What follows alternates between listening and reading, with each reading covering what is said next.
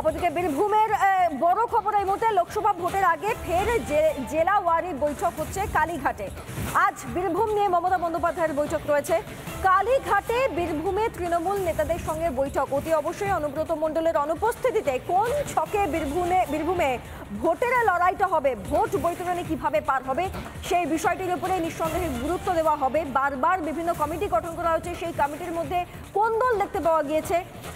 এবার লোকসভার আগে সাংগঠনিক আলোচনা, কেষ্টহীন বীরভূম নিয়ে কি কৌশল রাজ্যের মুখ্যমন্ত্রী তথা তৃণমূল সুপ্রিমোর।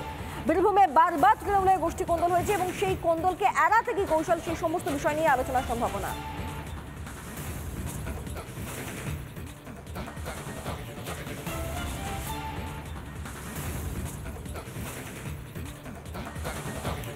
এই মুহূর্তে আমাদের দুই প্রতিনিধি রয়েছেন, একদিকে আমাদের বীরভূমের প্রতিনিধি মনোরঞ্জন রয়েছেন এবং অপরদিকে অনুপম রয়েছেন।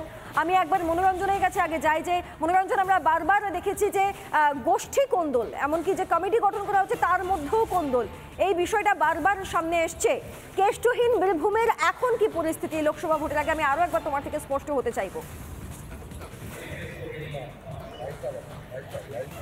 দেখো সৃজিতা, তোমায় বলে রাখি, কেষ্টহীন বীরভূম কিন্তু তৃণমূল কংগ্রেসের কাছে এই মুহূর্তে গোষ্ঠী দ্বন্দ্বে কার্যত গোষ্ঠী দ্বন্দ্ব বারবার প্রকাশ্যে আসছে। যে খয়রাসোল ব্লক সভাপতি ছিলেন কাঞ্চন অধিকারী, তার মেরে মাথা ফাটিয়ে দেওয়া হয়েছিল কয়েকদিন আগে, এবং ব্লক সভাপতি কোনো বৈঠক ডাকলে অঞ্চল সভাপতিরা সেখানে যেতেন না। এই রকম দ্বন্দ্ব কিন্তু শুধু যে খয়রাসোল তা নয়, সাঁইথিয়াতেও বারবার দ্বন্দ্ব সামনে এসেছে এবং মোহাম্মদবাজার সেখানে দ্বন্দ্ব সামনে এসেছে। মোহাম্মদবাজারকে দুটো ব্লক সভাপতি করতে হয়েছে, দুটো ব্লকে ভাগ করে দুজন ব্লক সভাপতি দায়িত্ব দিতে হয়েছে। খয়রাসোলে ব্লক সভাপতিকে সরিয়ে দিয়ে সেখানে কমিটি গঠন করতে হয়েছে। দুবরাজপুর সেখানে পঞ্চায়েত ভোটের আগে ব্লক সভাপতিকে সরিয়ে দিয়ে সেখানে কমিটি, আবার কমিটির আহ্বায়ক কয়েকদিন আগে পরিবর্তন করা হয়েছে। সব মিলিয়ে কিন্তু গোষ্ঠী কোন্দল এই মুহূর্তে তৃণমূল কংগ্রেসের এই অনুব্রত গড় বলে যে বীরভূম পরিচিত ছিল সেখানে কাটা হয়ে দেখা দিয়েছে। অন্যদিকে সাংসদ শতাব্দী রায়, তার বেশ কিছু মন্তব্য সাম্প্রতিককালে অস্বস্তির কারণ হয়ে দাঁড়িয়েছে তৃণমূল কংগ্রেসের। সব মিলিয়ে তৃণমূল কংগ্রেস একটা বড় চাপের মধ্যে রয়েছে। কোর কমিটি তারা সিদ্ধান্তহীনতায় ভুগছেন, কারণ তারা যে সিদ্ধান্ত নেবেন সেই সিদ্ধান্ত কি আদৌ মান্যতা পাবে এই নিয়ে তারাও বুঝতে পারছেন না। ফলে তারাও দ্বিধার মধ্যে থাকছেন সবসময়ে। কোনো সিদ্ধান্ত একটা নিতে গেলে তার আগে তারা 5 বার ভাবছেন যে এই সিদ্ধান্ত কি আদৌ মানবে নাকি কোনো পক্ষ সাপোর্ট করবে সেই পক্ষকে যার বিরুদ্ধে সিদ্ধান্ত যাবে।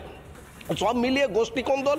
বিজেপি ঘাড়ে নিঃশ্বাস ফেলছে, কারণ পঞ্চায়েত নির্বাচনে এই অনুব্রত গড় বীরভূম এবং বীরভূম লোকসভা কেন্দ্র, সেখানে কিন্তু মোহাম্মদবাজার ব্লক সহ বেশ কয়েকটি এলাকায় পঞ্চায়েত গঠন করেছে তৃণমূল কংগ্রেস। পঞ্চায়েত সমিতি হয়তো গঠন করতে পারেনি, কিন্তু পঞ্চায়েত সমিতিতেও লড়াই দিয়েছে।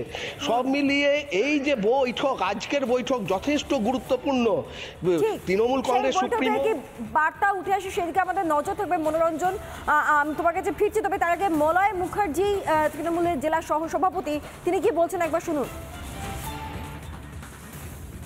ইতিমধ্যেই জানেন যে আমাদের নেত্রী মমতা বন্দ্যোপাধ্যায় বিভিন্ন জেলার প্রতিনিধিদের সঙ্গে আলোচনায় বসছেন এবং আগামী দিনের রূপরেখা কীভাবে হবে, দল কীভাবে চলবে, সাংগঠনিক পরিকাঠামো কীভাবে ঠিক থাকবে এবং আগামী লোকসভা নির্বাচনে যাতে আমরা বীরভূম থেকে অন্য দলকে, বিরোধী দলকে বিশেষ করে বিজেপিকে সুবিধা পৌঁছে দিতে পারি, তার জন্য আমাদের যে চেষ্টা, সেই চেষ্টাকে ত্বরান্বিত করার জন্য তিনি আজকে আমাদেরকে উদ্বোধন দেবেন। কার থেকে ডেকেছে এখানে? মোটামুটি সমস্ত এমএলএ, এমপি, জেলা সভাপতি, জেলা পরিষদের কর্মাধ্যক্ষ, সদস্য, চেয়ারম্যান, ভাইস চেয়ারম্যান এবং কিছু গুরুত্বপূর্ণ নেতৃত্ব। শুধু কি বীরভূমকে ডেকেছে? আজকে বীরভূমকে ডেকেছেন। বিভিন্ন দিন তিনি বিভিন্ন জেলায় করছেন, আজকে বীরভূম। এবার আমি সরাসরি চলে যাব অনুপমের কাছে। কালীঘাটে আজকে যে বৈঠক, সেই চত্বর থেকেই রয়েছেন আমাদের অপর প্রতিনিধি অনুপম। আমরা মমতা বন্দ্যোপাধ্যায়কে তাকেই বারবার যেতে দেখেছি বীরভূমে অনুব্রত মণ্ডলের অনুপস্থিতিতে সেই এলাকাকে কার্যত যাতে সামাল দেওয়া যায়, কিন্তু তারপরেও এই কোন্দল কিন্তু বিশেষ যে সামাল দেওয়া গিয়েছে তা নয়।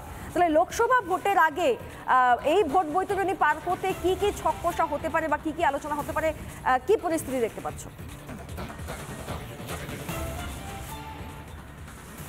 দেখো, তোমায় জানিয়ে রাখি যে তৃণমূল সূত্রে যেটা আমরা খবর পাচ্ছি যে 2021-এর যে বিধানসভা নির্বাচন সদ্য গেছে, সেই নির্বাচনের যা ফলাফল, সেই ফলাফলকে সামনে রেখেই একেবারে পাটিগণিতের হিসেবে মমতা বন্দ্যোপাধ্যায় তার আজ বীরভূম জেলার নেতৃত্বকে বুঝিয়ে দেবে যে এই বীরভূম জেলায় যে দুটো লোকসভা কেন্দ্র রয়েছে, এই দুটো লোকসভায় তৃণমূল দখল করতে পারে।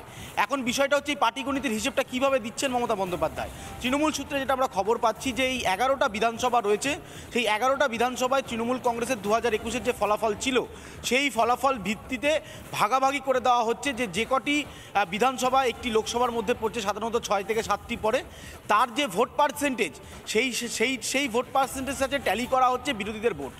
এই ক্যালকুলেশনেই মমতা বন্দ্যোপাধ্যায় এগোচ্ছেন বলে আপাতত তৃণমূল সূত্রে খবর। পাশাপাশি তোমায় জানিয়ে রাখি একটি বিধানসভা, দুবরাজপুর বিধানসভা, যেটা শুধুমাত্র তৃণমূলের হাতছাড়া হয়েছিল, বাকি 10টি বিধানসভা 2021-এর নির্বাচনে তৃণমূল কার্যত জয় জয়কার। এই দুবরাজপুর বিধানসভাটাও তৃণমূল কংগ্রেস কিন্তু আজকে আলোচনার মধ্যে রাখছে, যেখানে ভোটের ব্যবধান 4 থেকে 5 হাজার, যদিও সেটাকে খুব বেশি গুরুত্ব দিচ্ছে না। অন্যদিকে যে গোষ্ঠীকোন্দল, অনুব্রতহীন বীরভূমের কে দায়িত্ব নেবে, এটা নিয়ে তৃণমূল কংগ্রেস আগেই একটা কমিটি তৈরি করেছিল, কিন্তু সেই কমিটি বারবার বিভিন্ন সময় সমস্যায় পড়েছে কাজ করার ক্ষেত্রে গিয়ে। এখন দেখার রয়েছে যে জেলার বা রাজ্যের কোনো নেতাকে বীরভূমে শুধুমাত্র লোকসভা নির্বাচনের জন্য পাঠিয়ে এই বীরভূমে যে দুটো আসন রয়েছে, সেই দুটো আসন বার করে আনতে পারে কিনা তৃণমূল কংগ্রেস, সেটাই প্রধান লক্ষ্য। আজকের এই বৈঠকে সমস্ত জেলা নেতৃত্বকে ডাকা হয়েছে, তারা উপস্থিত থাকবেন।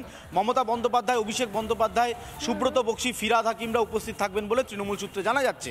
এবং যেটা আমরা বলছিলাম যে পাটিগণিতের হিসেব নিয়ে সবথেকে গুরুত্বপূর্ণ। আপাতত তোমার ধন্যবাদ অনুপম এবং মনোরঞ্জন, উভয়কেই ধন্যবাদ।